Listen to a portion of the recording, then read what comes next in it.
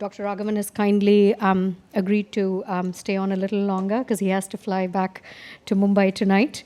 But he will stay on to moderate the scheduled panel today on reflections on choice and agency, juxtaposed with a focus on human rights.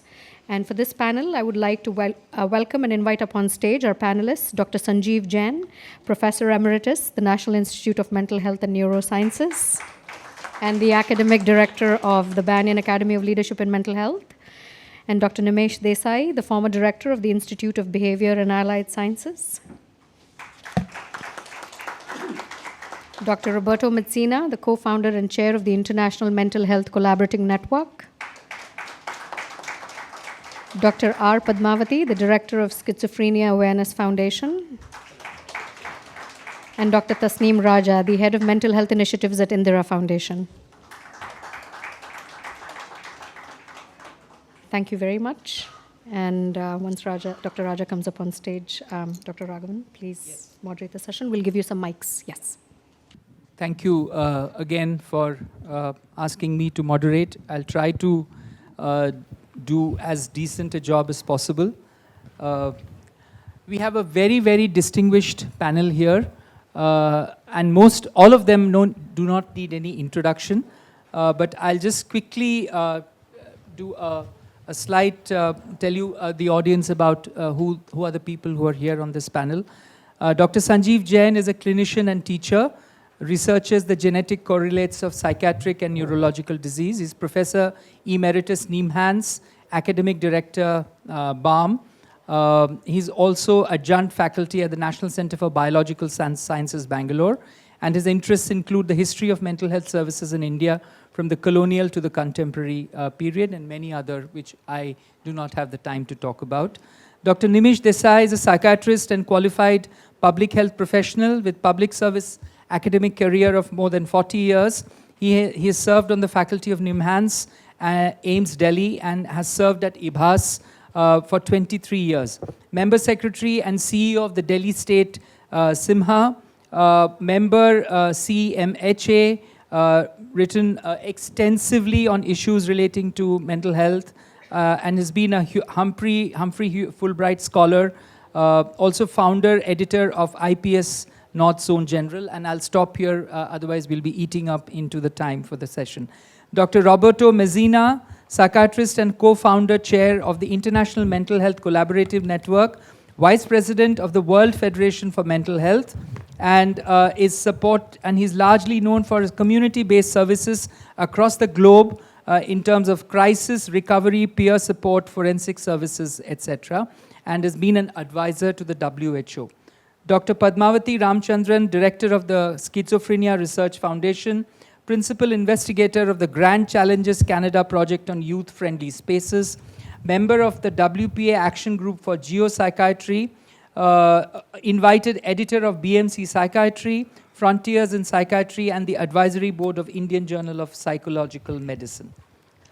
Dr. Tasneem Raja, head of the Mental Health Program at Indira Foundation, a philanthropic organization that works in India and USA. Dr. Raja has held leadership positions in various organizations, including the Tata Trusts, where she led the development and implementation of innovative and scaled programs on continuum of mental health care. She is a passionate advocate for mental health as a human right and has a PhD in mental health from the University of Warwick. I welcome all of you to this very, very distinguished panel, and maybe we can have a round of applause for this panel. I have, I think, about an hour for this discussion, and therefore I'll straight away jump into the discussion today. I'd like to start with Dr. Sanjeev Jain. If you could tell us something about the colonial history of institutionalization. There's a long answer and a short answer to everything. But mental hospitals in India basically appeared with the British in the late 18th century, 1790 or so. One in Madras is the oldest. And they expanded to about 35 or 40 by the time of independence. And after independence, we built 2 of them. So the only psychiatric services available for the vast period were established by the British, as were all general hospitals and all medical colleges. So asylums were not the only thing. They established the entire medical infrastructure of India. For the first time in the history of India, you had secular spaces where people of all religions and castes could be treated in the same building. And that proved a huge social transformation within India and caused all this medical services to be built up. There was no history of secular medicine in India at all. So the asylums provided a place where this kind of treatment could be offered to patients. There were no treatments available in the world. Even at the time of independence, in 1947, there were no drug treatments available, and they appeared only after independence. And the deinstitutionalization started after drug treatments became available. So the asylums, of course, had a varying history. Some were built as custodial places. Some were designed to be healing spaces, like the ones at Ranchi and Bangalore. So they have had varying histories and varying perspectives. But overall, they were part of the colonial medical enterprise. And a large number of Indian doctors and Indian students, the entire first generation or the second generation of Indian doctors, contributed to the working of the asylums. And most of the teaching and the understanding of psychiatry as we understand it today, as is common to the rest of the world, originated in the asylums. Whether it's Emil Kraepelin or Bleuler or, the whole edifice of psychiatry basically rests on the academic excellence that these asylums provided. The deinstitutionalization with the aid of drugs nudged it towards a particular kind of opening up, but the drugs are based on theories of biology which are about a century old or half a century old, and we have not had any new drugs for half a century. So it has reached a point where further drug improvements in drug treatment are not possible, and reinstitutionalization, as we heard all morning, in jails and other beggars' homes, trans-institutionalization is occurring outside the purview of the medical system. Yes, yes, thank you. So, very, very interesting, and in some ways, what you're telling us is that the formalization of mental health and mental health care in our country has a deep link with the colonial period itself.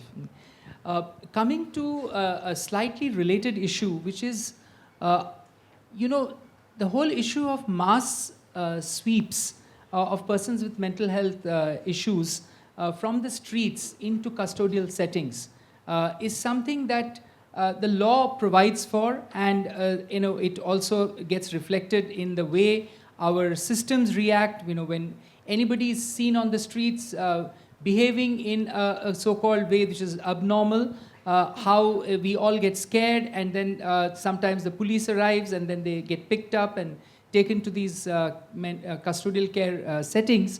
I'd like to know from you, Dr. Padmavati, what has been your experience when it comes to mass sweeps of persons with mental illness? First disclaimer, I've not really worked in the field of homelessness. Yes. Mine is more institutional based care. But Yes. from the context of, the way it is done, Yes. right? Yeah. I think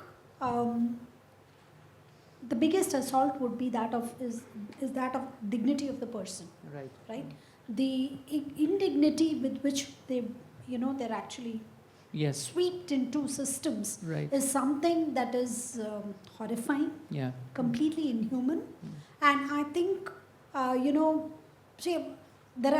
you get these WhatsApp messages and emailers from different institutions which are actually working towards, the care of people who are homeless and so Right. on. And a lot of them have actually reported how they're often blocked by the system Yeah. in providing the appropriate care.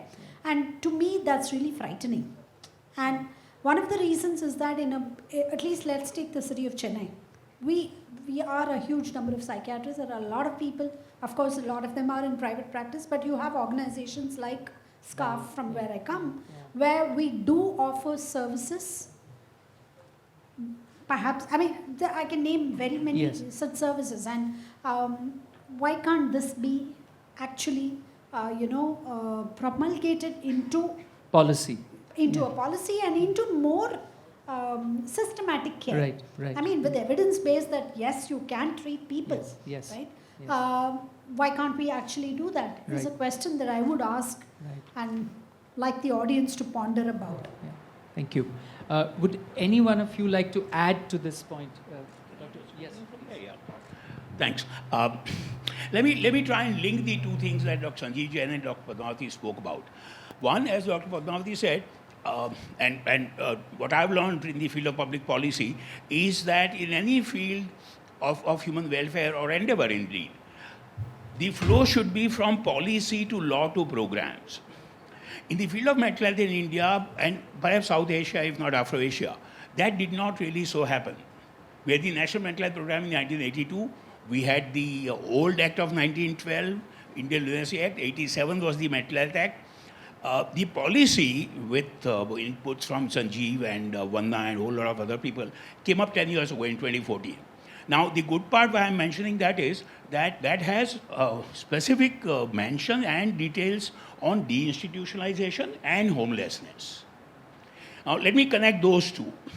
My friends, please be sure, besides the initial experience at NIMHANS or Ahmedabad that I saw mental hospitals or mental health institutions, 23 years at IHBAS, the old Shadra Mental Hospital, now IHBAS, that I spent up to 2 years ago, is actually one of the models of that reform.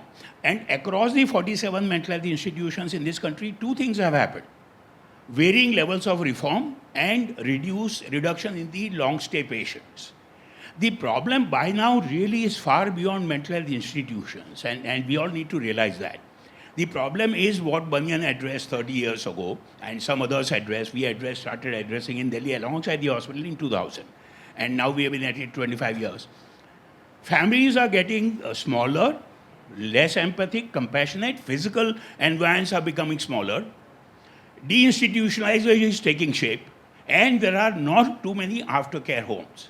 So the only fourth thing that can happen and has happened is homelessness because of mental illness. And so to continue from what my friend Dr. Sanjeev Jain said, my idea for the last 20 odd years has been to take the policy and the program for deinstitutionalization now to the next level of prevention of institutionalization. And I dare say the next level, prevention of homelessness, at least on account of mental illness.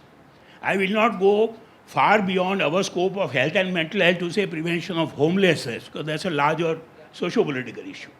But certainly prevention of institutionalization anywhere, jails, whatever. And what Sanjeev mentioned again is very crucial.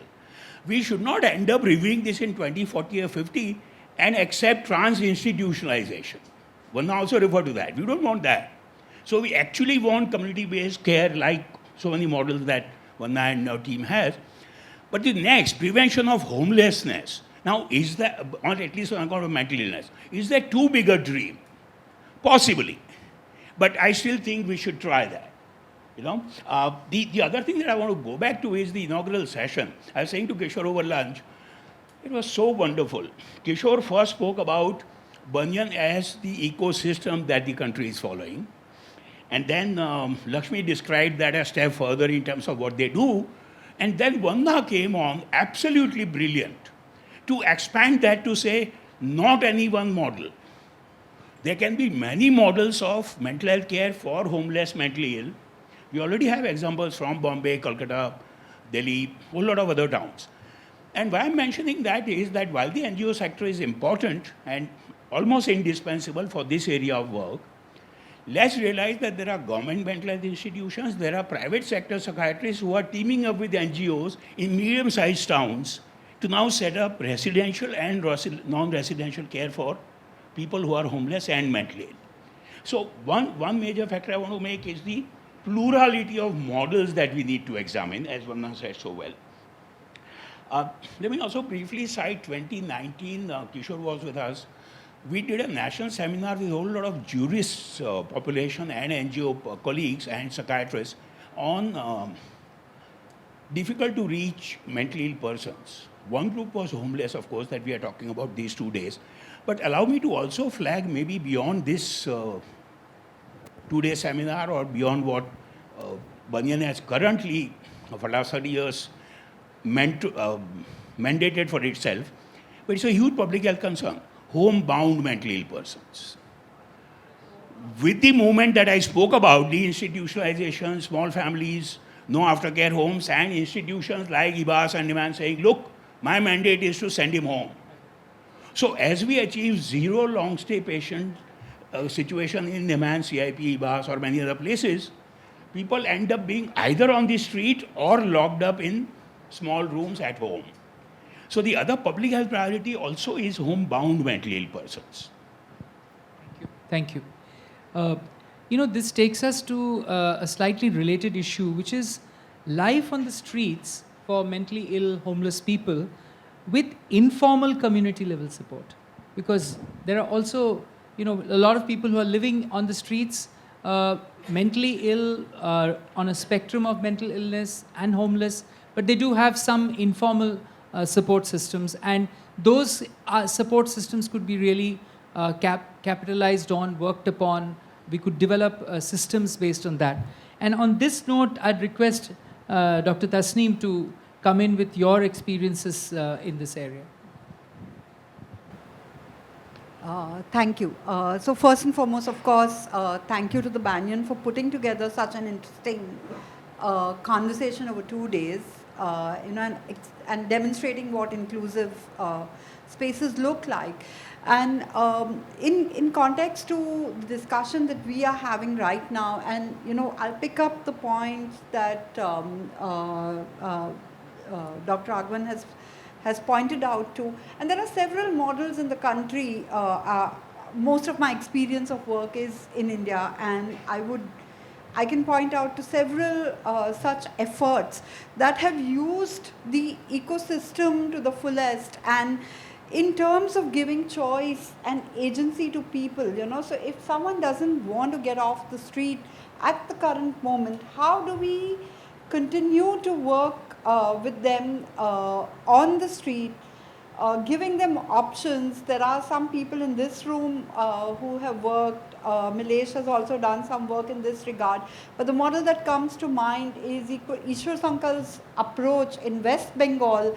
That is a street clinic model where the psychiatrist provides care on the street to the person. The case management team identifies important stakeholders in the ecosystem. It could be a tea vendor who is periodically giving this person tea, or a home nearby that gives them shares their dinner with them, or gives them a blanket when it's too cold, or allows them to sleep in their backyard or in the shed during rain. There could be several such players in the ecosystem, who this person aligns with. And a lot of work has happened on identifying these players and working with them as care providers. And several interesting stories have come up from there. There's work also in Delhi happening on these lines. So there are several such places, Yes. and it scares me, this whole policy to how policy is implemented in the current context is actually very scary. And I really think all of us, we are heading the same way, but we need to do it in a louder voice. It should be evidence-based advocacy, and Yes. evidence Yes. says that in the absence of care pathways, we will end up trans-institutionalizing. Right. And trans-institutionalizing in such a bad way that where is the accountability of Yes. all of this going to lie? Right. And Maharashtra especially is doing very, very badly right Yes, now absolutely. on this. Yeah. Dr. Mezzina, would you like to also come in on this issue in terms of what have been your experiences? Yeah, well, I think I can start from the perspective of Italy and another part of the world. Yes. Yes, that was a rather different pathway for deinstitutionalization.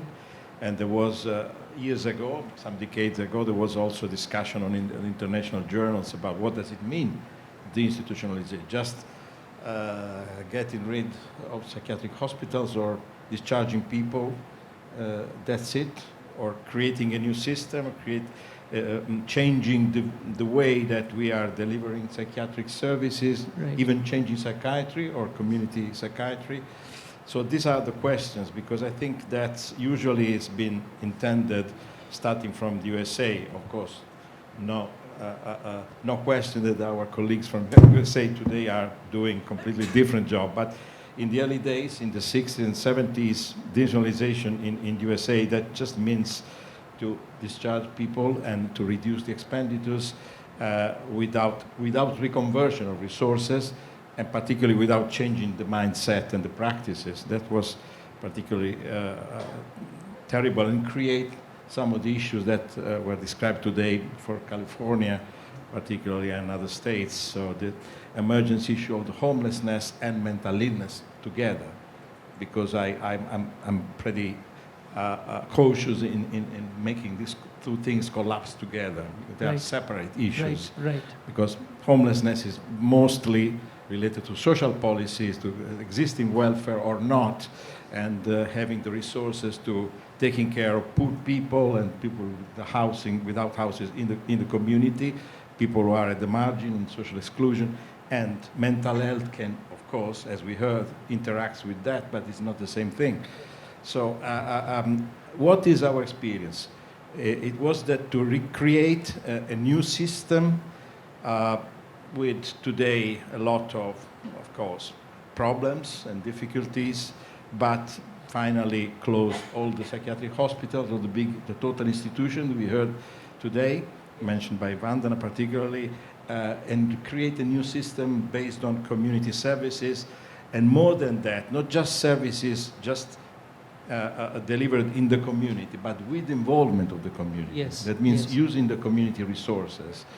And this reflects on probably one of the key issues that the Banyan is addressing related to homelessness, that is the issue of housing, because housing is one of the components Right. of this move from big institution to a community network-based care, let's say, the new definition I invented right now. Yes. But anyway, and this is reflected, interestingly, I just stopped, and reflected by what that organization is saying today, because with the new World Mental Health Report, the old pyramid of the stepped care has been cancelled and substituted by an idea of having networks made up of community mental health services, but not only, services which are located into the mainstream healthcare, taking care of mental health, and what is beyond mental health services in the society. So that means looking at the condition of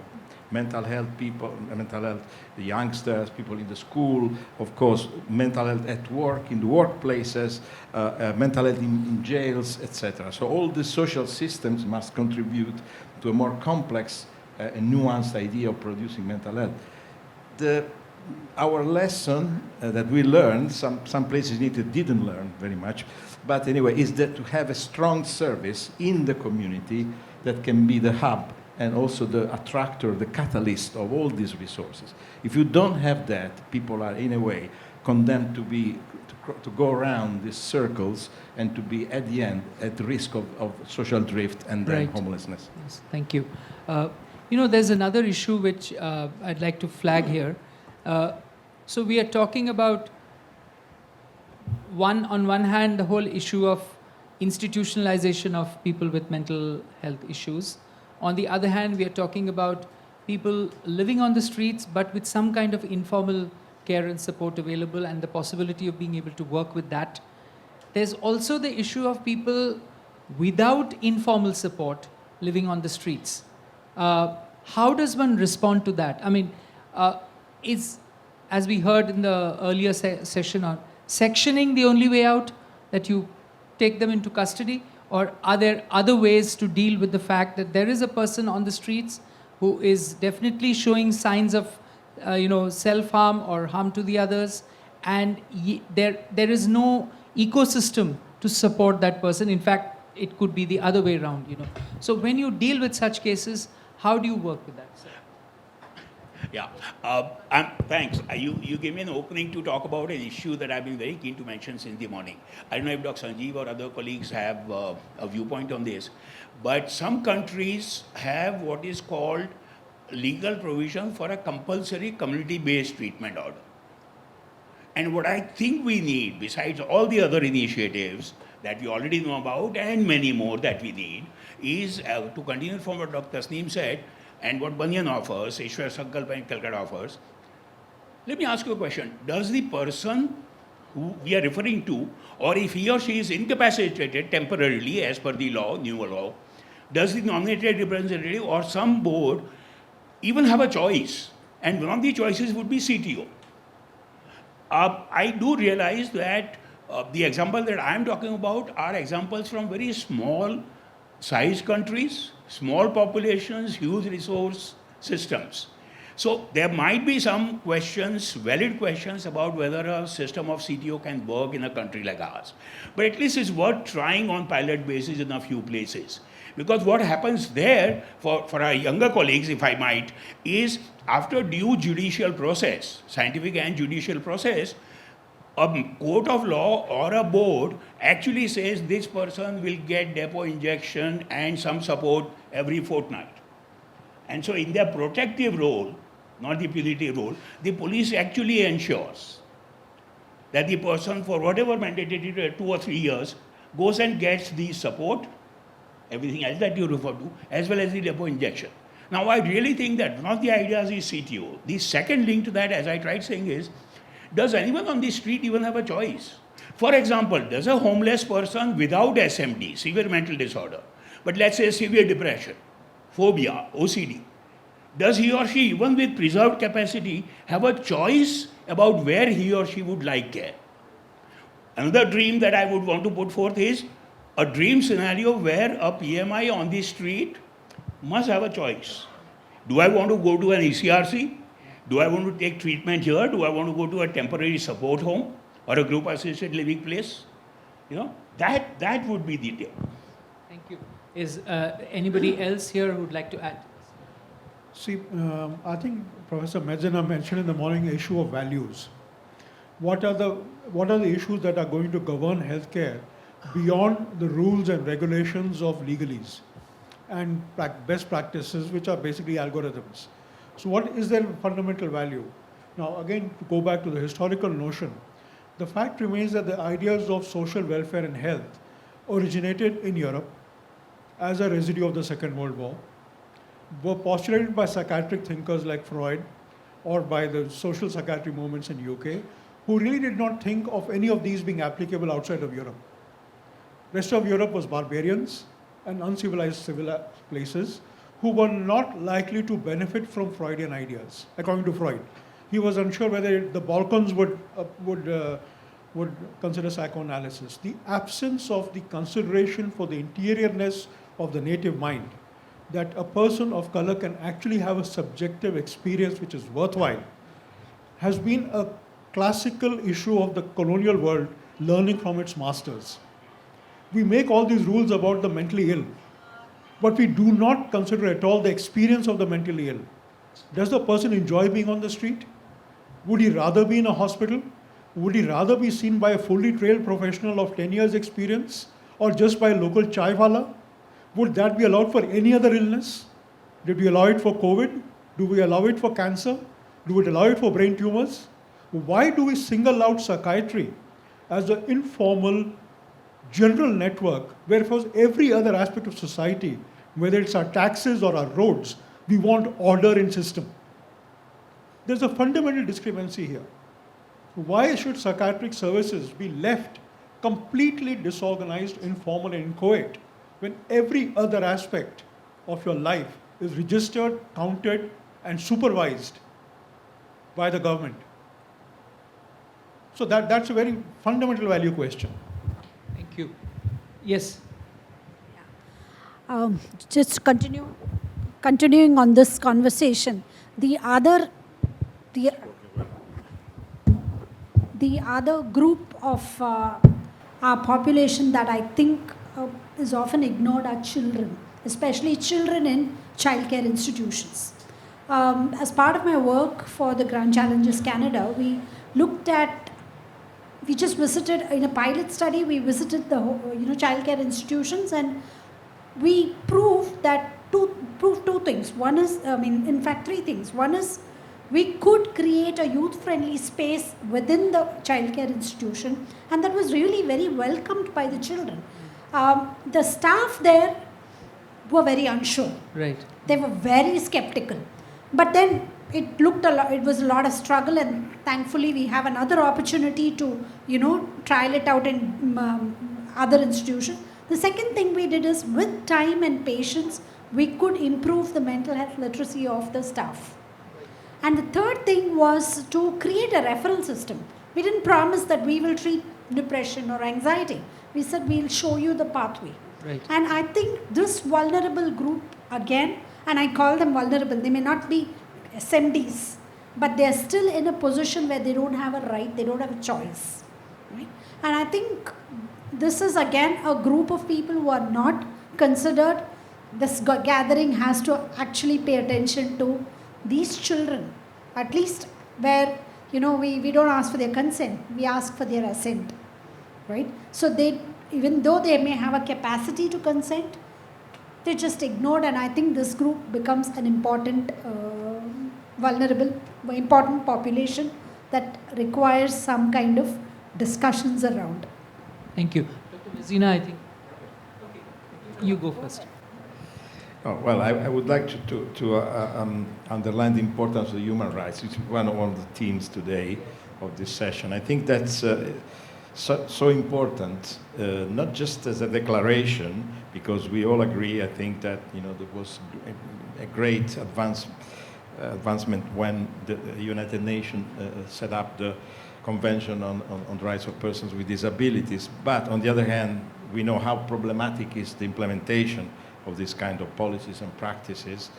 But definitely, I think one of the major shifts, thinking in terms of system change and deinstitutionalization, is to put the person at the center of the attention, with the person dignity particularly that we heard before, and respect, and this is a common value, and also implementing the convention. One of the most important aspects is underlined by the recent guidelines for deinstitutionalization set up by the United Nations through the Office of High Commissioner of Human Rights. It's a new definition, because this institutionalization is not changing the system, it's putting the person at the center and the person choice at the center, particularly in areas like independent living, so deciding where you want to live, with whom you want to live, having choice in your life, having legal capacity, etc.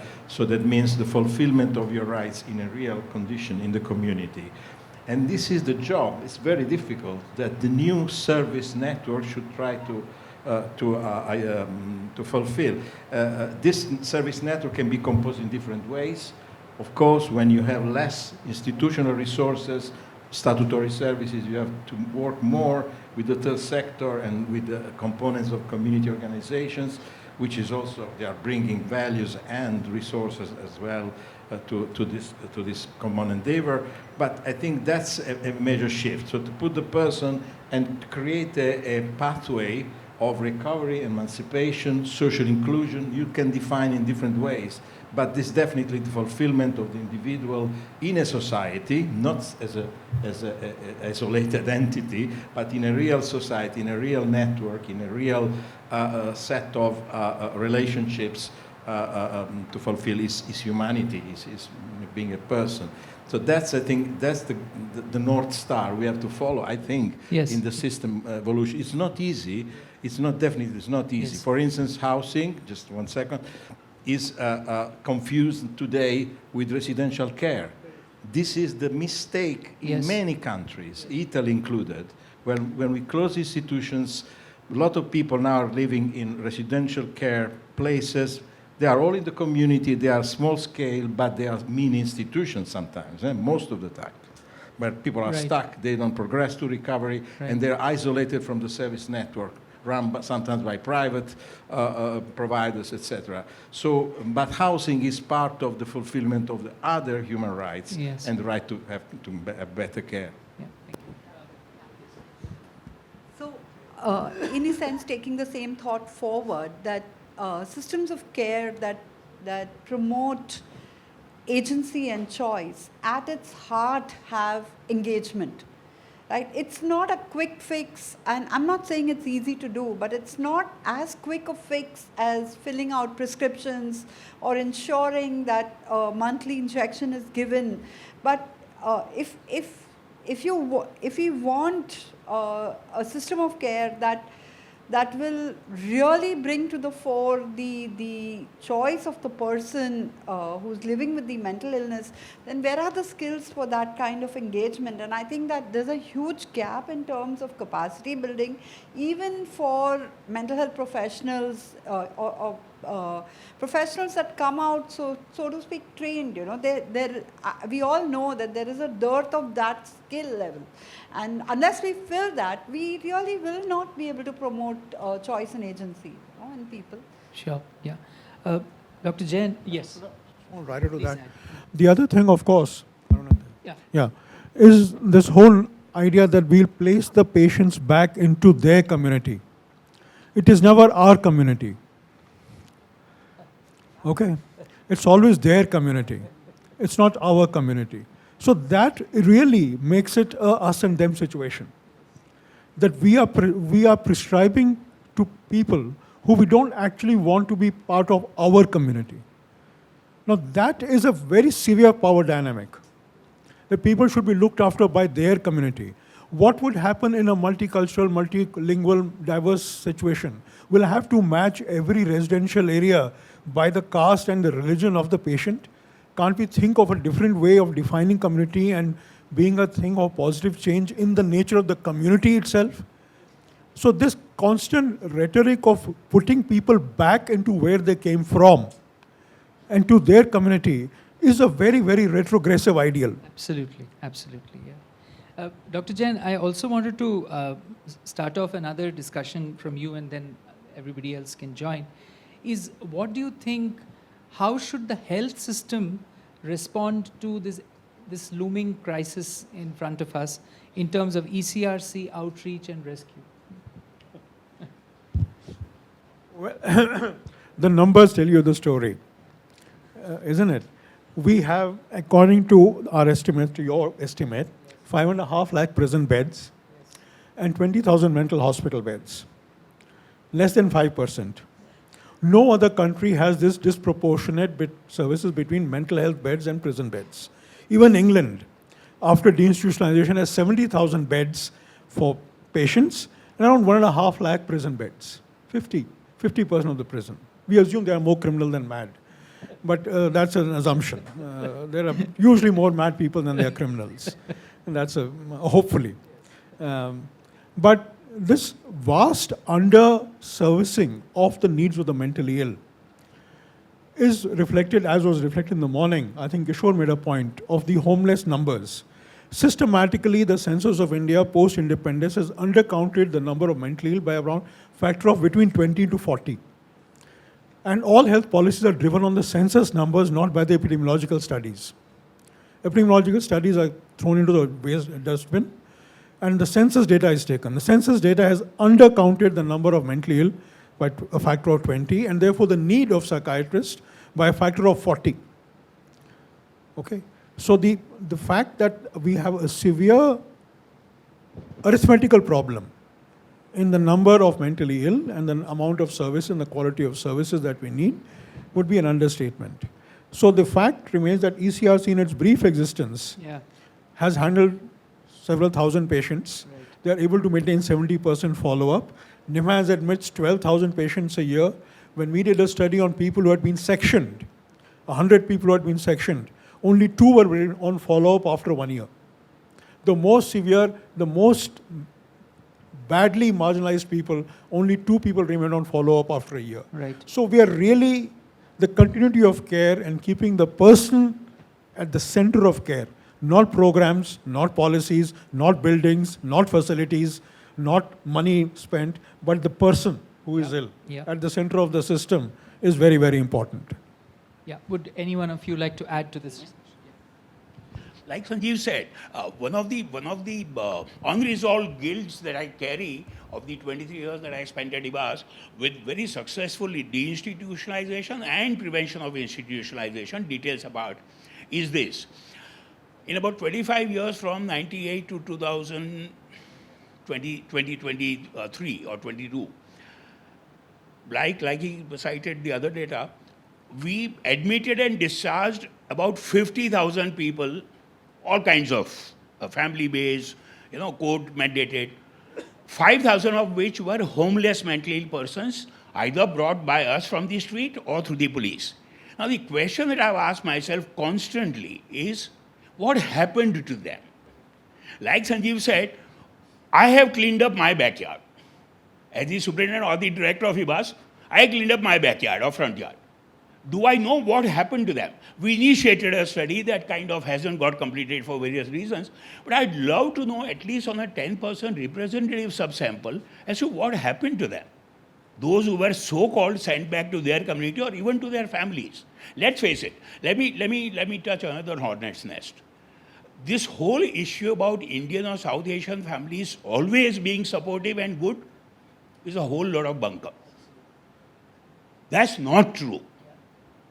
There are ad nauseum millions of examples where that's not true for disabled people, for mentally ill persons, for a whole lot of people. So to buttress what Sanjeev said, we really need to examine that kind of data, and that we don't seem to have. Banyan has some, Ishwar Sankalpa has some, Banyan has very good data, I believe. Not too many centers have that data on what happens to the follow-up. But if I might continue from another point that Sanjeev was making, for a long time, in one of such meetings, Bhargavi Davar that Vandana referred to, asked me a question and said some years ago, and I've kind of carried that as an advocacy tool. 10% of, at least we know for this country, about 10% of the people will have diagnosable psychiatric illness. About 10% of those will have severe mental disorders. About 10% of those might require short-term hospitalization. About 10% of those 10% might require long-term care, sheltered, assisted, supported, whatever. Now that number, and I wouldn't refer to them as beds. I have studiously refused to refer to rehab needs as beds, unlike hospitals.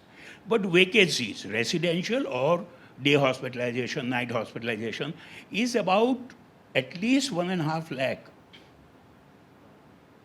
vacancies that we require for long-term sheltered or supported care. That's the population estimate for the problem that we are talking about in these 2 days. Now, where do you find 150,000 residential vacancies? Thank you.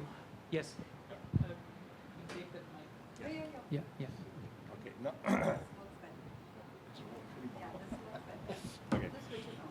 Now, I would like, yes, in relation to this, very interesting, I would like to come back to the discussion on homelessness, because I think that there is some false understanding of what homelessness is really, as a sort of condition of freedom, personal choice, or whatever.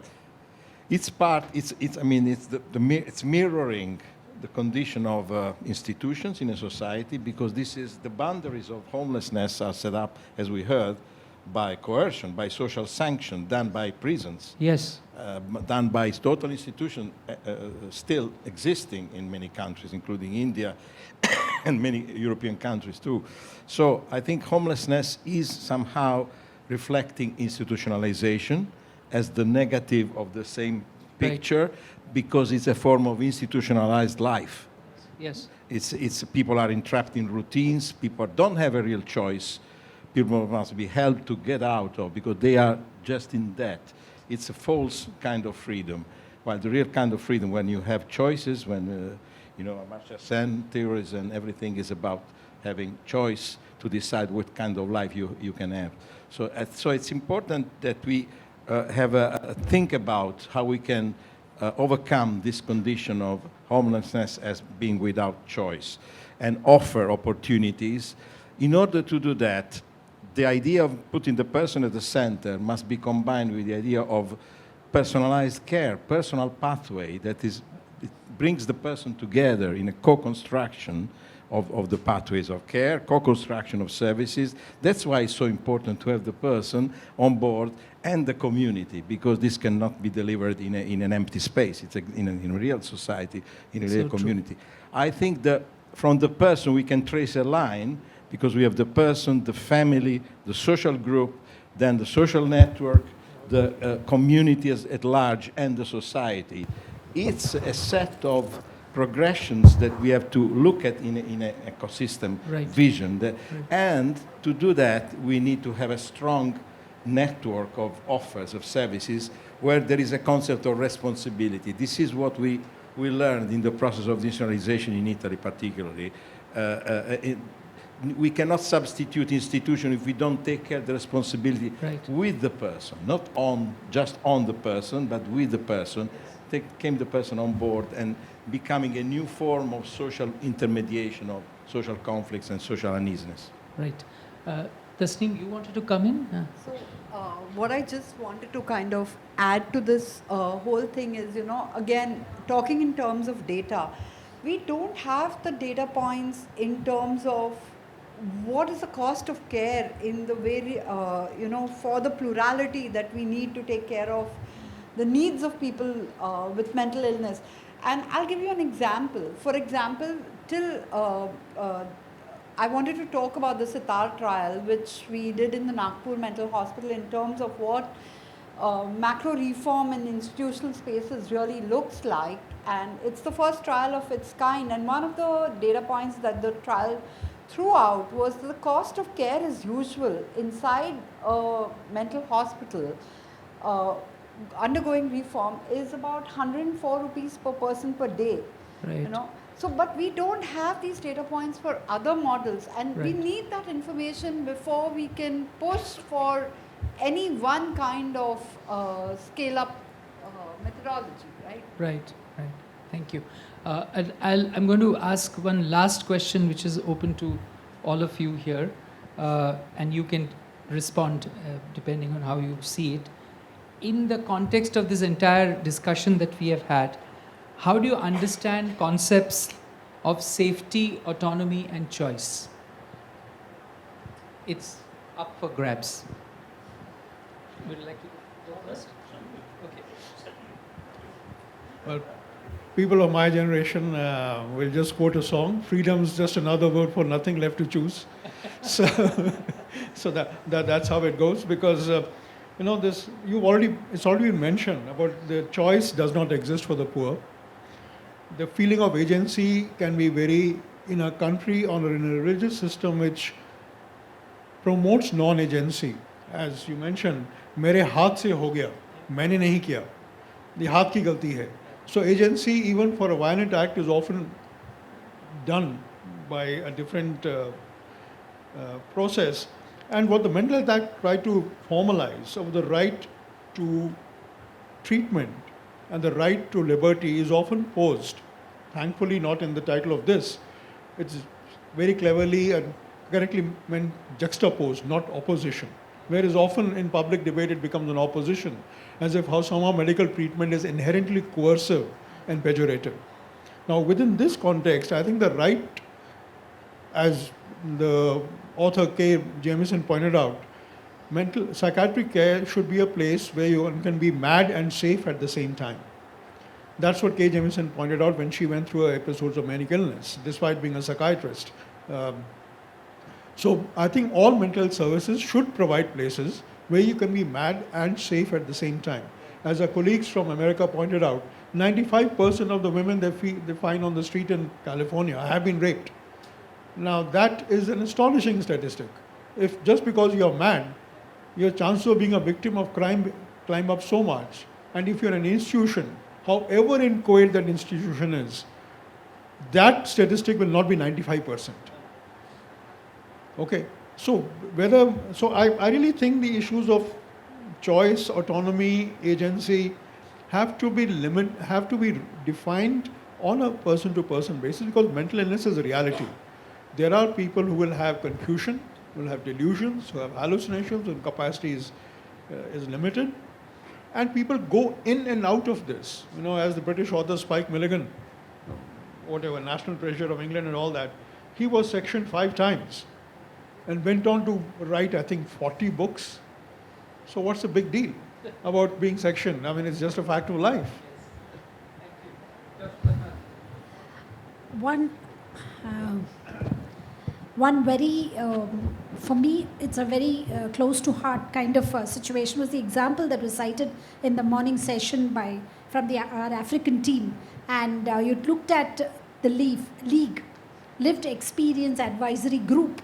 I've had some experience working with lived experience advisory programs. And I think unless we have the buy-in of persons whom we are planning programs for, I don't think we can really establish their autonomy, their safety, their justice. They need to be allowed into the same platform so that they can, they can exercise a choice, right? Some of my colleagues will ask me, oh, maybe they're so severely ill, they don't know, right? Well, I mean, I agree that there is a group of people who are so deluded, so symptomatic that they may not be coherent in their responses. But I think it's a very small population.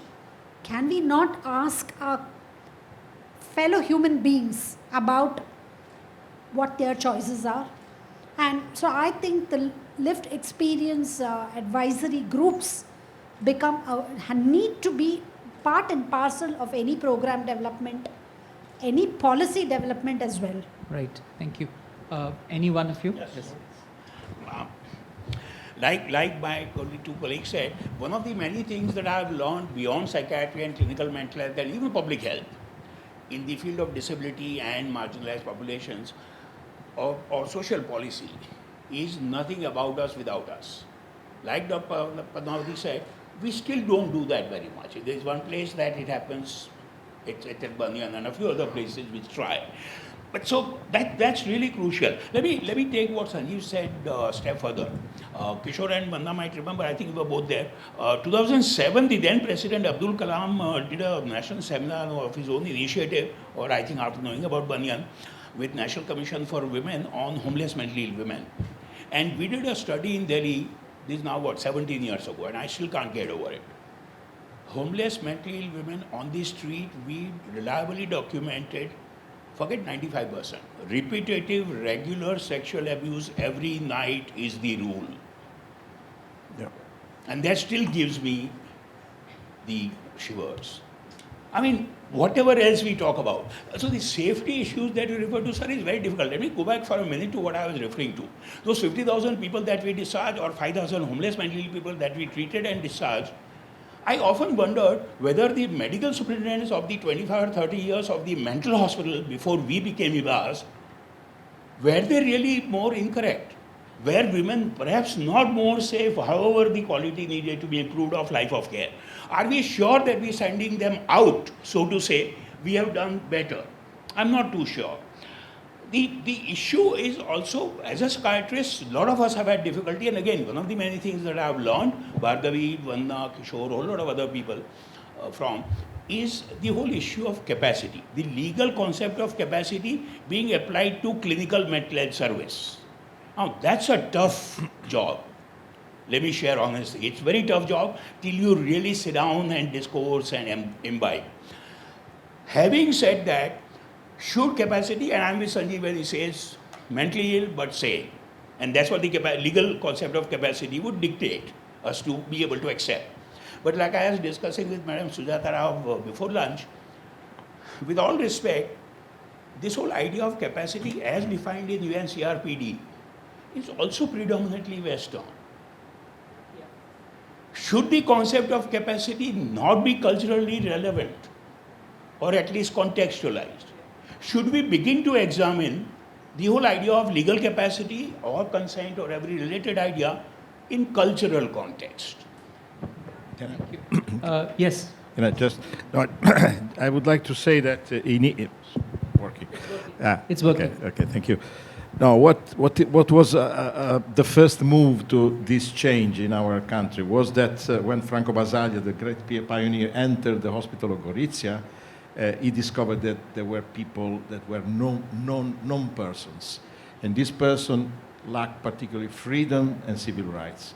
So I think that today, these are two powerful words. I mean, when we're talking about freedom, means to have real choice, but also civil rights today can be conceived in an idea of citizenship.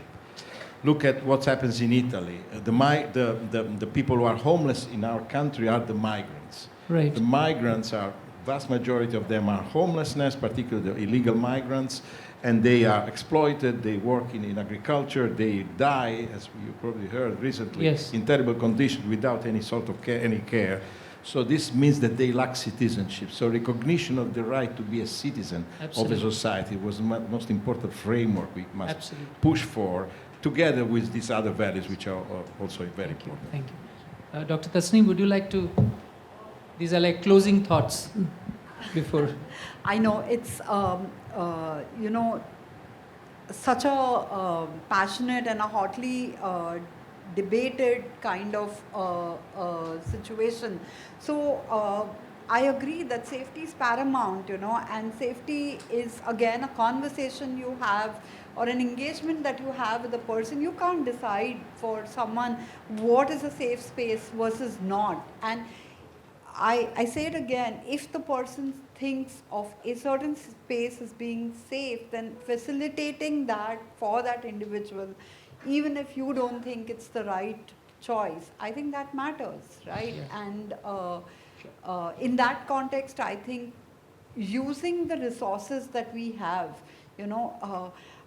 right now the fear is that India is in a position where we are going to throw the baby out with the bathwater. So how do we Right. retain that baby? Right. How do we ensure that our biggest resource is in the mental hospital space? And except for Trieste, I don't know many places where that land or those resources ever went back to mental health when Right. hospitals were closed down.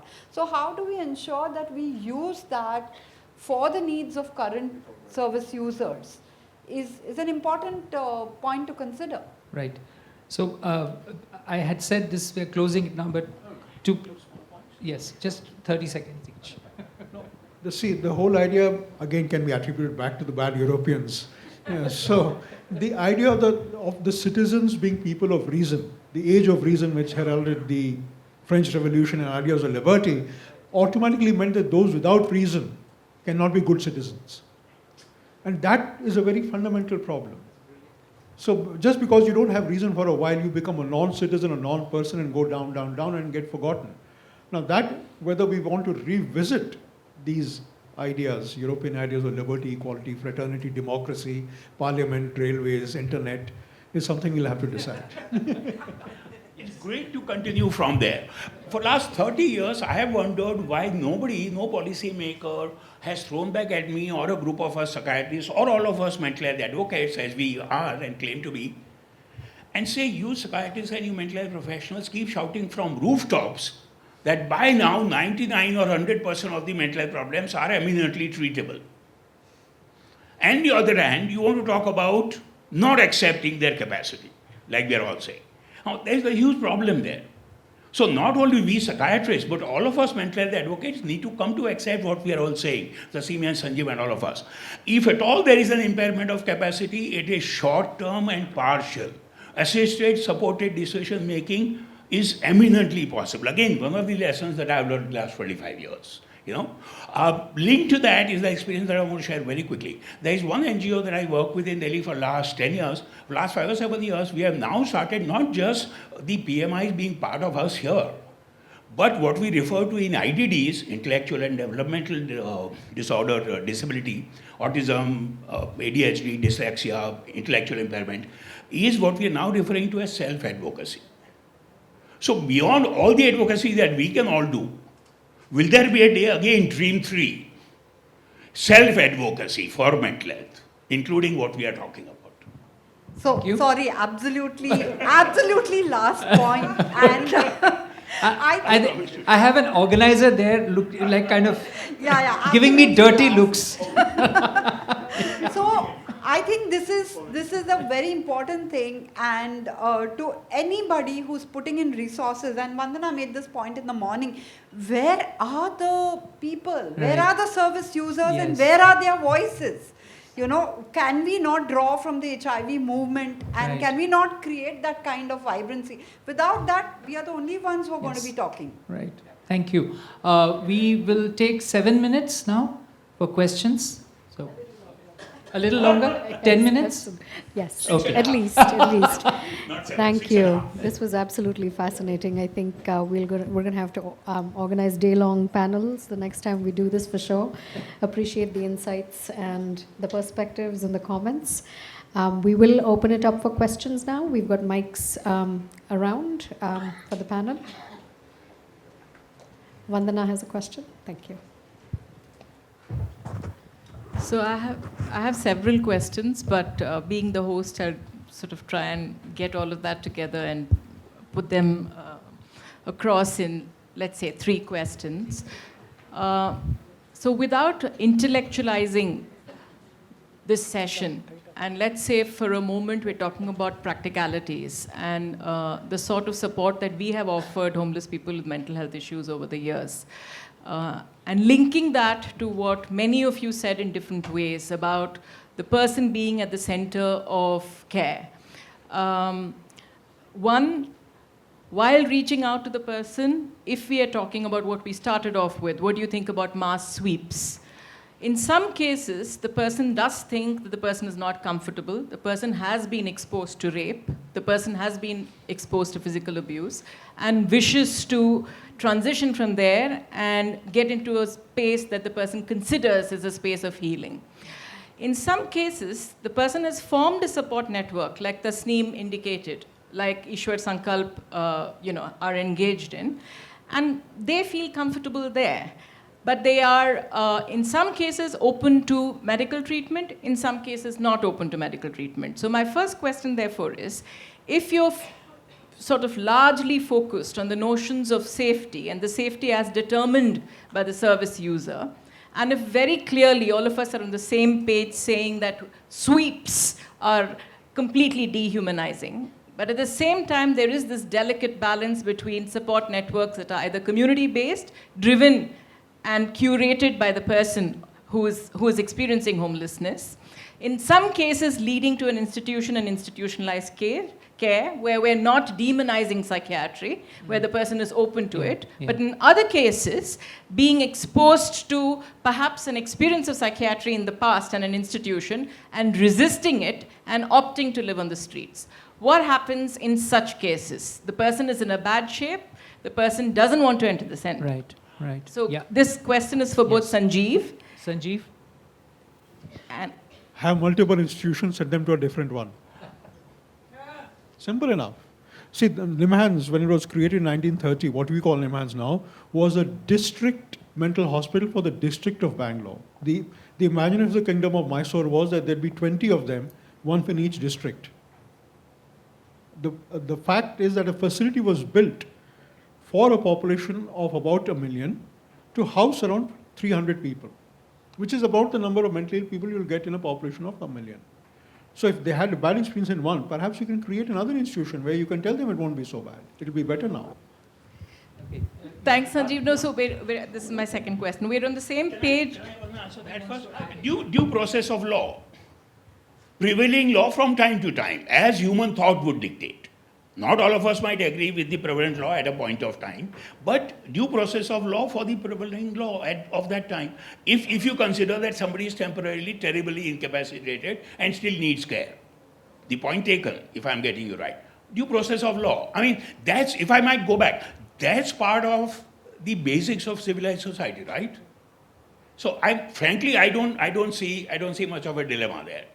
How large would that subsection be can be a definitional problem. Would it be 2 out of 100, 10 out of 100, 20 out of 100? But the question is not really fundamentally so difficult. Roberto?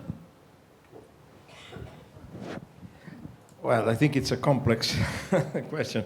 Well, of course, I don't think it's just the issue to put somewhere in some place which is better than another one. I think the problem is how to engage the subjectivity of the person in a relationship. Sometimes this is very difficult. Sometimes it's like working on a client, on a piano inclinato.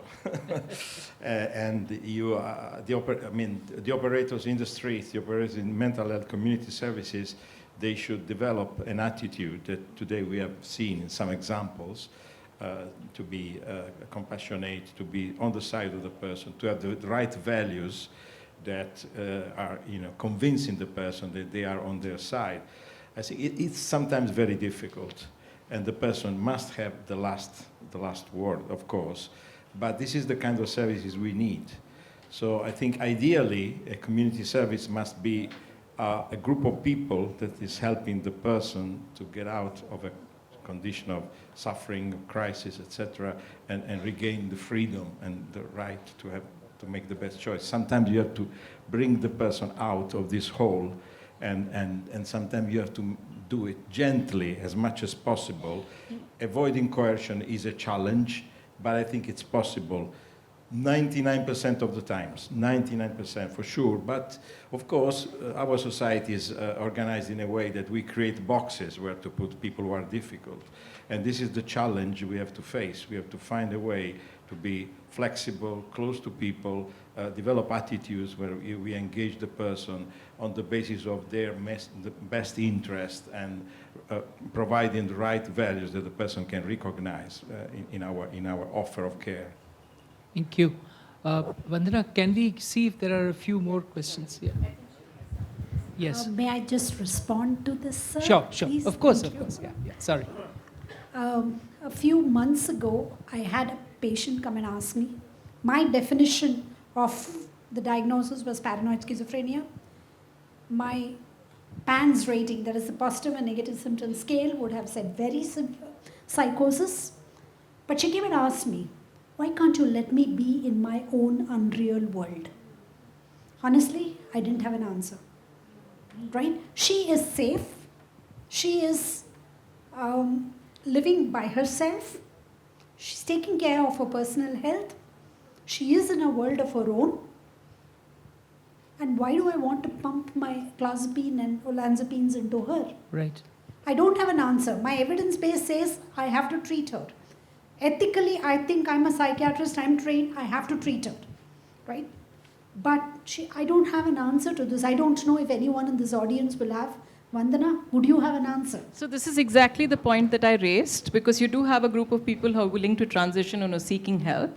But there's another group that is exposed perhaps to harm. Some people not exposed, having community networks, are very clear that they're unwell, take pride in their mad identity, and are very happy with their voices and delusions. Now, we don't realize, I'm not aware of the extent to which one can push it, and when there's a sort of a gentle, there's a balance, I think, there, because if the person is affected to a certain extent, that sort of comes in the way of the person's living a life of capabilities that we spoke about in the morning, as quoted by Mr. Ram, propounded by Amartya Sen and Usbans, and they aren't living their fullest life, then maybe that's what the Banyan does. So at that point, we intervene when we say that, okay, the person is not living their fullest life.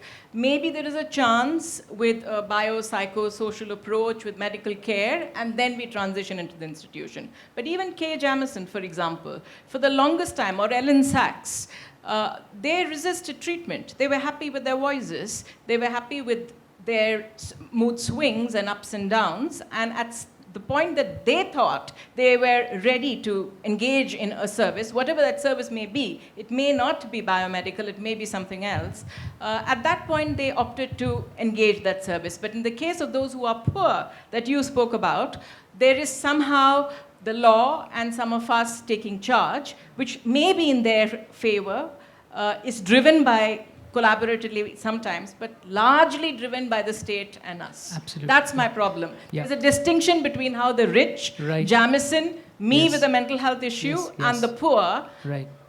are subjected to law, policy, Sure. and treatment patterns. Sure. Allow me to clarify. Now, when I say due process of law, I include assisted and supported decision making as part of that due process of law. That I've learned from you and Bhargavi, right? It was very difficult 10 years ago. And then in IHBAS emergency, one would try and talk to a paranoid person, like she said, or a person with mania, to make assisted decision making. Let me share this out. World over now, we keep talking about in this country, particularly capacity building. Anything and everything is about capacity building. And yet we don't believe in capacity building for our own clients who we think need our help. So I'm with you there, sure. Thank you. Sir, you have a question. Thank you. I just want to make two observations that might be relevant in the context of this discussion, which is very interesting and very pertinent.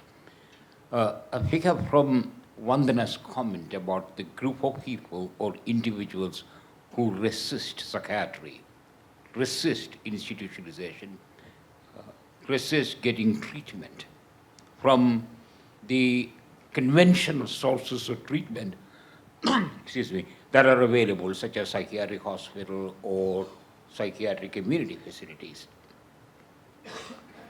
It's important to bear in mind that resisting that treatment does not necessarily mean denying the need for help.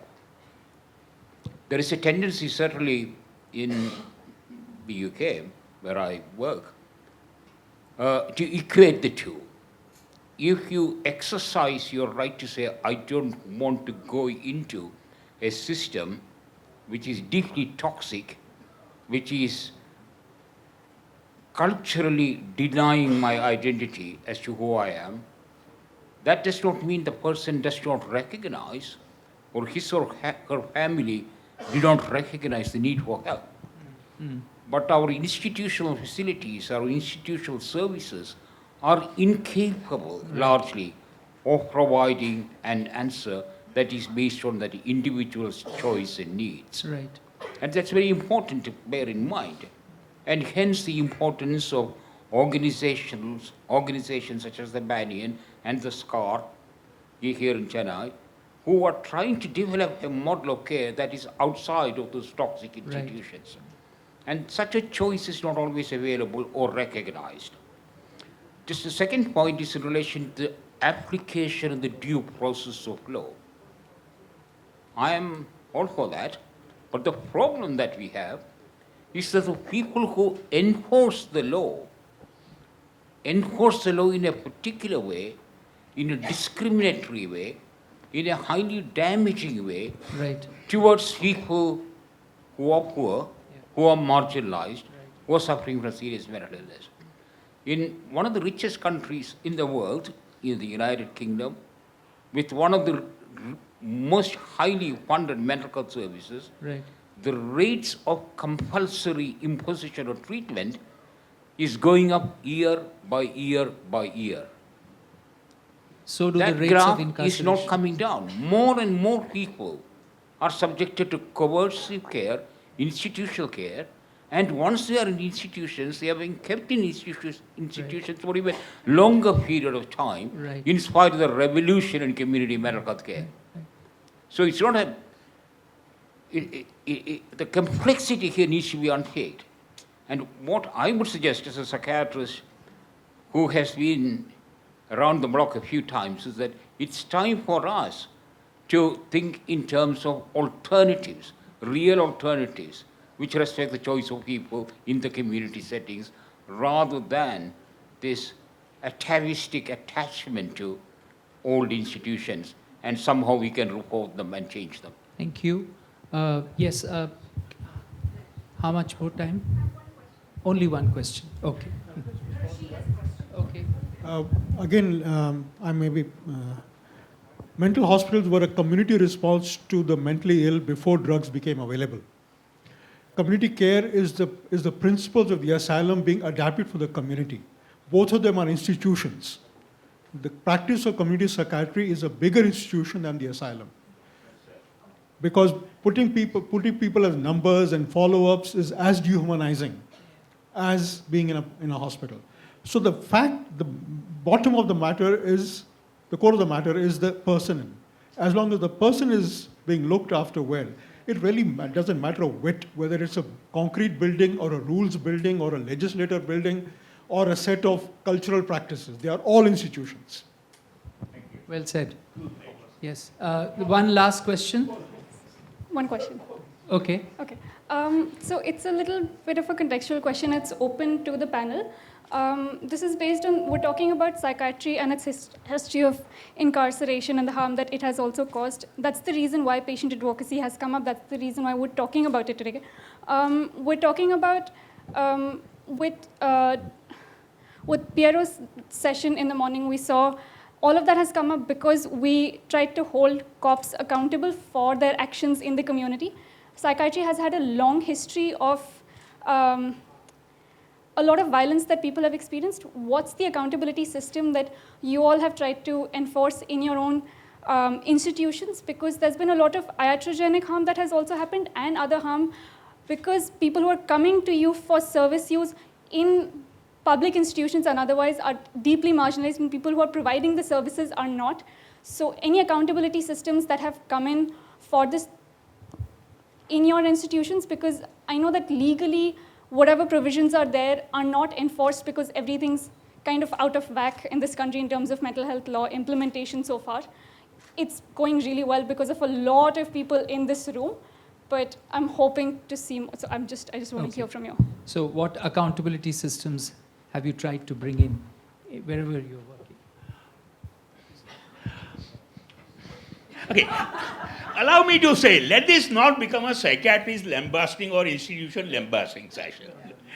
Okay, I think Sanjeev put it very well. An institution, wherever in whatever shape, is an institution, right? And allow me to invoke, I think Ghalib, and I've used this quite often.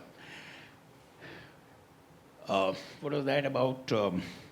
मस्जिद में बैठ के शराब पीने दे साकी या ये बता दे जो जगह बता दे जहाँ खुदा ना हो. Show me a nook and corner of human existence where people with disability or mental illness have not got abused. I'm saying that very passionately. So while mental hospitals and institutions are the maligned ones and they needed to be reformed and need to be reformed much more, and I'm with the gentleman about non-institutionalization, there are NIMHANS, IHBAS. I'll tell you a simple example. One thing that I learned at administrative experience when I went there at 43, but my one principle was, however symptomatic a patient, mania, paranoid schizophrenia, whatever else, whatever he or she reports will be duly recorded, investigated, and taken action for. The first principle, right? So there can be hundreds of such principles that different institutions have followed. But really, I do want to underscore one more time this whole issue of institutionalization and institutions versus non-institutions. Community is also an institution, and community psychiatry is a concept. All homes that Bunyan runs can be termed as and can become institutions. So what we are talking about is the principle of not restricting a person, not giving him or her a choice, or more proactively, giving him or her a choice of where he or she would like to be cared for. And if I have to answer Ravana, if there is that small proportion of people who would prefer not to be treated, so be it. I mean, the whole debate from, on the spectrum from right to life to passive euthanasia also has the same issues, right? Sanjeev disagrees, I disagree to a certain extent, but we'll take this debate out because it's not planned here. Okay. Okay, fine. I think we've have really one run more out of question, time. I think. There is one more Dr. question. Raghavan Okay, at the yes. back.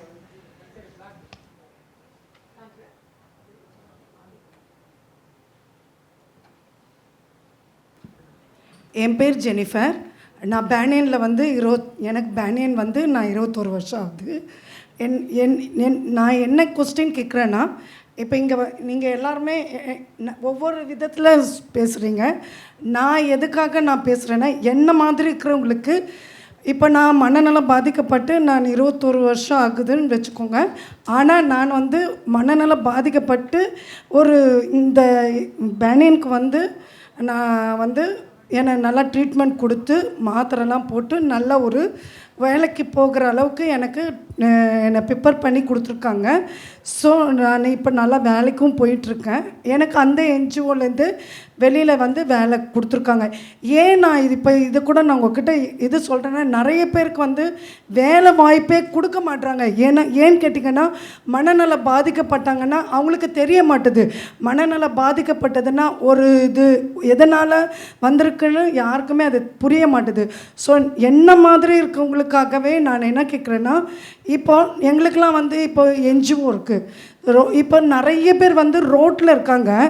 அவங்களுக்கெல்லாம் வந்து இப்போ சில என்ஜிஓவில் வந்து இடம் கிடைக்குது. ஒரு சில என்ஜிஓவில் வந்து இப்போ எங்கள் என்ஜிஓவில் வந்து எனக்கு கொடுத்துருக்காங்க. அந்த என்ஜிஓவில் ஒரு லிமிட் இருக்குது.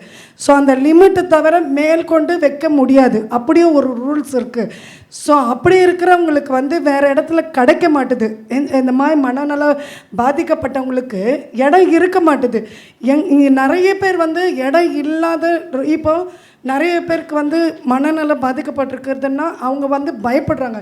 எப்படி வச்சுக்கிறது, அவங்கள நம்ம எப்படி பார்த்துக்கணும். ஒன்ஸ் இன்கேஸ் வந்து பேரண்ட்ஸே வந்து ஒரு மனநல பாதிக்கப்பட்ட ஒரு பொண்ணாக இருந்திருக்கட்டும் பையனாக இருக்கட்டும், அவங்கள பார்த்துக்கிறதுக்கு அவங்களுக்கு சுமையாக இருக்குது. ஸோ இந்த மாதிரி என்ஜிஓவில் வந்து நம்மளுக்கு எல்லாமே கொடுக்குறாங்க, எல்லாமே கிடைக்குது. அதே மாதிரி நிறைய இப்போ ரோட்டில் இருக்கவங்களுக்கெல்லாம் தெரியாது, இந்த மாதிரி வந்து எங்கேயா கொண்டு போய் நம்மளை விட்டுருவாங்களோ, என்ன பண்ணுவாங்க, மறுபடியும் நம்ம அதுக்குள்ளேயே போயிடுவோமோ, அப்படி நிறைய பேர் பயப்படுறாங்க. ஸோ இந்த மாதிரி வந்து பயப்படாமல் இருக்கிறதுக்காக நம்ம வந்து நான் என்ன கோரிக்கை வைக்கிறேன்னா, இந்த மாதிரி நிறைய சென்னையில் நிறைய இடத்துல வந்து மனநல பாதிக்கப்பட்டவங்களுக்கு இடம் கிடைக்க மாட்டுது. ஸோ அப்படி இருக்கிறவங்களுக்கு வந்து இடமோ ஹாஸ்பிட்டலும் நிறைய இப்போ ஒவ்வொரு இதுக்கும் வந்து ஒவ்வொருத்தர் மூலமாக கிடைக்குது. இப்போ ரேஷன் கார்டு இல்லையா, ரேஷன் கார்டுக்குரிய ஒரு என்ஜிஓரை நம்ம பார்க்குறோம், ஒரு சேரை பார்க்குறோம். இப்போ நம்ம ஒவ்வொரு ஏரியாவில் வந்து ஒவ்வொரு மாநிலத்தில் வந்து முதலமைச்சர் இருக்காங்க. அவங்களுக்கு கீழே இருக்கவங்க வந்து அவங்கக்கிட்ட வந்து நம்ம முறையீடு கொடுக்க முடியாது. அதுக்கு கீழே இருக்கவங்கக்கிட்ட நம்ம வந்து இது கொடுக்குறோம், நம்மளுடைய கஷ்டத்தை வந்து சொல்கிறோம். ஸோ அவங்க எடுத்துகிட்டு போய் வந்து இவங்க கிட்ட கொடுக்குறாங்க. யார்கிட்ட, முதலமைச்சருக்கு கீழே இருக்கவங்க கையில் கொடுக்குறாங்க. அதை எடுத்துகிட்டு போய் முதலமைச்சர் கையில் கொடுக்குறாங்க. ஸோ இந்த மாதிரி கீழே வேலை பார்க்குறாங்க முதலமைச்சர். ஒவ்வொரு மாநிலத்தில் ஒவ்வொரு இதில் வந்து ஊருங்களை வந்து இருக்காங்க. ஸோ அந்த மாதிரி வாலண்டியர்ஸ் வந்து நிறைய பேர் வந்து இந்த மாதிரி ஊரில் வந்து நிறைய பேருக்கு வந்து மனநல பாதிக்கப்பட்டவங்களுக்கு வந்து ஹெல்ப் பண்ணலாம். ஏன்னா அவங்களுக்குலாம் தெரியாது. இப்போ வேலை கொடுக்குறாங்கன்னு வச்சுக்கோங்களேன், நான் போய் வேலை கேட்குறேன், நீ எங்கே இருந்த, இவ்வளோ என்ன பண்ணுவீங்க அப்படின்னு கேட்குறாங்க. நான் வந்து இப்போ எனக்கு வேலை வாய்ப்பு வந்து இதில் கொடுத்துருக்காங்கன்னு வச்சுக்கோ, நான் இருந்த என்ஜிஓவில் எனக்கு கொடுக்குறாங்கன்னு வச்சுக்கோங்களேன். நான் இந்த என்ஜிஓ பேர் சொல்கிறேன், நான் இந்த மாதிரி பாதிக்கப்பட்டுச்சு, நான் இப்போ வேலை பார்க்குறேன், நான் எனக்கு வேலை கொடுங்க அப்படி சொன்னேன்னா என்ன உனக்கு நான் எப்படி கொடுக்க முடியும், பயப்படுறாங்க. வேலை கொடுக்கணுனாலே பயப்படுறாங்க. இப்போ வந்து கவர்மெண்ட்லேயே வந்து மனநல பாதிக்கப்பட்டவங்களுக்கு வந்து பொது சம உரிமை கிடைக்கணும், அப்படி கொடுக்கணும் அப்படின்னு சொல்லிகிட்ருக்காங்க. ஆனால் எனக்கு என்னென்னா, இன்னும் நிறைய பேருக்கு வந்து எல்லாமே கிடைக்கணும், சம உரிமை இன்னும் நிறைய கிடைக்கணும். எப்படின்னா அப்போ தான் அவங்க வந்து, இப்போ நான் நல்ல வேலைக்கு போயிட்டேன், நல்லா இருக்கேன், நான் வீட்டுக்கு போகிறேன், வீட்டுக்கு போயிட்டு என்னோடய வீட்டில் எனக்கு திருப்பியும் வந்து சப்போர்ட் இல்லை. அப்போ அந்த சூழ்நிலை இருக்கும்போது திருப்பியும் நம்ம ரோட்டுக்கே வரேன். அப்போ அந்த ரோட்டுக்கு வந்துட்ட பிறகு எனக்கு திருப்பியும் நான் இதுக்குள்ளே வரணுன்னா எனக்கு இடம் இல்லை. அப்போ அந்த இடம் இல்லாத போது நம்மளுக்கு வந்து இடம் கிடைக்கணும். நம்மளை மாதிரி பாதிக்கப்பட்டவங்களுக்கு கண்டிப்பாக வந்து இடம், ஹாஸ்பிட்டல், இந்த எல்லா ஸ்பெஷலிட்டிஸும் கிடைக்கணும். அதே மாதிரி வாலண்டியர்ஸ் நிறைய கிடைக்கணும். ஏன்னா அப்போ தான் இப்போ நம்மளுக்கு வேலை கொடுக்குறாங்கன்னா அவங்களுக்கு தெரியணும், இந்த வேலையில் வந்து அவங்க பார்ப்பாங்க. இப்போ எங்களுக்கு வந்து ஒரு இடத்துல வந்து வேலை கொடுக்குறாங்கன்னு வச்சுக்கோங்க, நம்பி கொடுக்குறாங்க, நாங்கள் சக்ஸஸ் பண்ணி காமிக்கிறோம், நாங்கள் இந்த வேலை பார்ப்போம் அப்படின்னு சொல்லி லீவு போடாமல் இப்போ எங்களுக்கு ஒரு அமௌண்ட்டு தராங்கன்னு வச்சுக்கோங்க, அது எங்களுக்கு பெருமை தானே. இந்த வேலை கொடுக்குறாங்க, நம்மளை நம்பி கொடுக்குறாங்க போது நம்ம சக்ஸஸ் பண்ணி காட்டுறோம்ல. அதே மாதிரி வந்து நிறைய பேர் வந்து நம்மளுக்கு வேலை கொடுத்து அவங்களுக்கு ட்ரெயின் பண்ணி அவங்க இப்படி பண்ணுவாங்க, அவங்க இன்னொருத்தருங்க கையில் சப்போர்ட் மேல் இடத்துல சொல்லி நம்மளுக்கு வந்து வேலை வாய்ப்புகளோ இடமோ இதை மாதிரிலாம் நம்மளுக்கு பண்ணி கொடுக்கணுன்னு எங்களை மாதிரி நிறைய என்ஜிஓவில் இருக்கவங்களுக்கோ ரோட்டில் இருக்கிறவங்களுக்காகவோ எல்லாருக்குமே இந்த மாதிரி கிடைக்கணும் அப்படின்னு தான் என்னுடைய கோரிக்கை. எங்கள் எல்லாருக்குமே அதுதான் ஒரு ஆசை. அதனால் நான் இது வந்து உங்ககிட்ட எல்லார்கிட்டையும் அது வந்து நீங்களும் வந்து எல்லாருமே வந்து இந்த மாதிரி கோரிக்கை வைங்க. ஏன்னா எங்களை மாதிரி இருக்கிறவங்களுக்கு அது ரொம்ப ரொம்ப ரொம்ப ரொம்ப முக்கியம். ஏன்னா அது இருந்தால் தான் நம்மளுக்கு ஒரு இப்போ வந்து எங்களுக்கெல்லாம் அங்கீகாரமே கிடைக்க மாட்டுது. இப்போ வந்து முந்திலாம் அங்கீகாரம் கிடையாது. ஓட்டு போடணுன்னா கூட நம்மளை வந்து ஒதுக்கி தான் வச்சுருந்தாங்க. இப்போ வந்து எப்படின்னா ஓட்டு உரிமை இருக்குது. இப்போ எங்களால் முடியலையா, இதுக்கு ஒரு ஊனமுற்ற காசு மாதிரி கொடுக்குறாங்க, மனநல பாதிக்கப்பட்டவங்களுக்கு ஒரு அமௌண்ட்டு கொடுக்குறாங்க. இந்த மாதிரி கொடுக்கும்போது இன்னும் நிறைய பேருக்கு கிடைக்கணும். இதை மாதிரி கொடுத்தும் சில பேருக்கு கிடைக்க மாட்டுது. ஏன்னா அவங்க கேள்வி கேட்குறாங்க, நீங்கள் எந்த இதில் பாதிக்கப்பட்டிருக்கீங்க, எத்தனை இதில் இருக்கீங்க அப்படி சொல்லி கேட்குறாங்க. ஸோ அப்படி இருக்கிறவங்களுக்கு வந்து கண்டிப்பாக வந்து அங்கீகாரம் கிடைக்கணும். சமமாக எல்லாருக்குமே எப்படி நார்மலாக ஜனங்களுக்கு எப்படி நல்லா இருக்கிறவங்களுக்கும் சரி, இதுவும் நடுத்தரவங்களுக்கும் சரி எப்படி கிடைக்குதோ நம்மள மாதிரி மனநல பாதிக்கப்பட்டவங்களுக்கு கண்டிப்பாக சம உரிமை கிடைக்கணும். அதுக்காகவே தான் நான் இந்த கோரிக்கையை வந்து உங்ககிட்ட வைக்கிறேன். எல்லாருக்காகவும் நீங்கள் எல்லாருமே கோரிக்கை வைங்க. ஒவ்வொரு முதலமைச்சருக்கும் வந்து எல்லாருமே கோரிக்கை வைக்கணும்னு என்னோட தாழ்மையோடு நான் கேட்டுக்கொள்கிறேன். இங்கே வந்திருக்கவங்க எல்லாருக்குமே நான் நன்றி சொல்கிறேன்.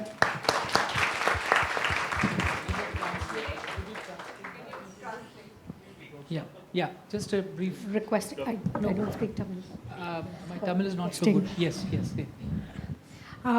What she's been saying is of very profound importance. Thank you first. ரொம்ப நன்றி நீங்கள் அந்த மாதிரி பேசினதுக்கு.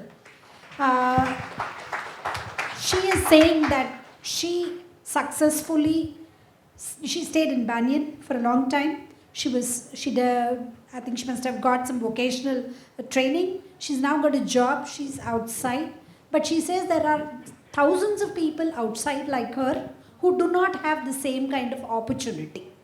They do not, and her very passionate request is, or rather command I should say, not really a request, is that she wants each one of us to think about options, possibilities, opportunities for people who are suffering from mental health problems to be able to actually survive the way she has survived. She also gave this example that if she goes back home and she does not have the similar kind of experiences, there is a possibility if she goes back to Banyan, she might not find a place, because there is a limit to the number of people the institution can admit, and which is why she's asking for, like Sanjeev said, more places where people can actually stay. I think it's a dream. I'm not sure how much this can be translated into reality, but I think let's continue to dream, because if we do dream, maybe we will reach there at some point. But thank you for a very, very profound point. Thank you.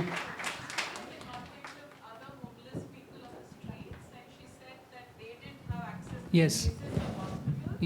And therefore there was a need for greater number of spaces and Yes. hospitals Yes. that would support the needs of other homeless persons such as herself. Right. That was one. Two is, she said that there is this stigma associated with people with mental health issues when they access work. Right. And unfortunately, several times they aren't able to sort of continue in work, work or continue in work because of the stigma. And the third thing was about voters' ID and disability allowance. Correct. And how all of that is an absolute basic right. Yes. And unfortunately doesn't come their way as easily as it ought to. Yes, right. So I just want to wind up on one small note. Firstly, this has been an absolutely brilliant panel, and I've learned so much from this entire discussion today.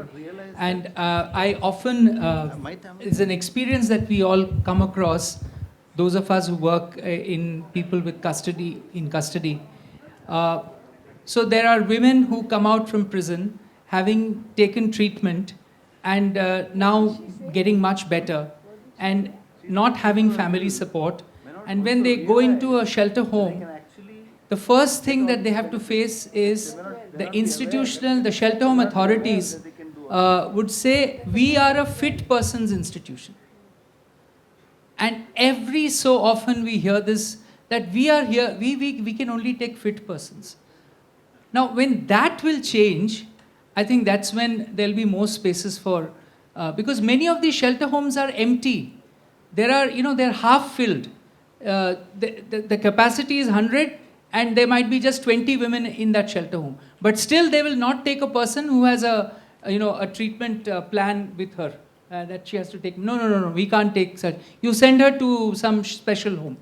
So until and unless this inclusion happens, I think we'll never be able to, really crack this problem. And that's from a person with lived experience. So there's both sides. So Yes. there's, well, I don't want to go, but Yes. there's a need. She's talking about other fellow travelers who don't have access. And Matthew had a point to add. Right.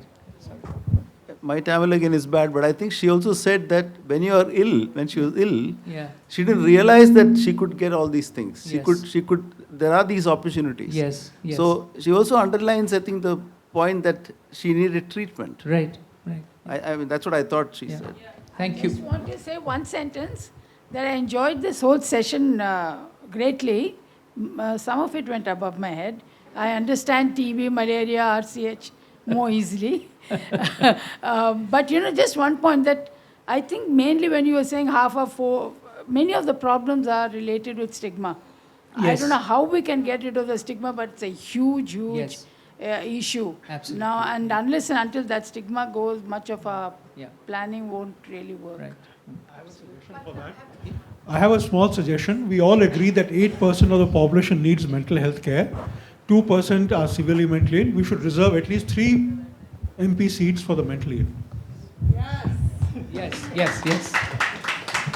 Okay, over to you. Hello. No, Sir, sorry, Asha. Good evening, sir.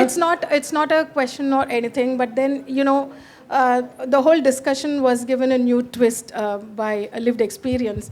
In fact, when we are discussing safety, this is what I use language. When we are talking about safety, it's about institutional care, it's about treatment, it's coercive care, choice agency in terms of whether I need treatment or not. Wherein it's only a recipient. Our language always is a recipient, but there is this voice which says, my safety relies on a safe livelihood. Where are the safety nets? Where are the opportunities? Right. The user's voice completely twists. So I think this is what we have to hear. What becomes primary? What should be a prelude? It should be a treatment or it should be a livelihood. Whether livelihood becomes a pathway to recovery as well. So I thought, thank you for that unique voice. And these are the voices that we have to really hear. Jennifer, thank you so much. Romba nalla pesneenga or twist kutti. Thank you. Good evening, sir. Just I think we're out of time. Okay. Yeah, 2 minutes. Yes. Thank you, sir. Thank you very much. First of all, I would like to thank Banyan for organizing this kind of wonderful, real international conferences. You people are, so I really admired. My question is, a lot of the NGOs, they are willing to organize having the homes like for normal peoples.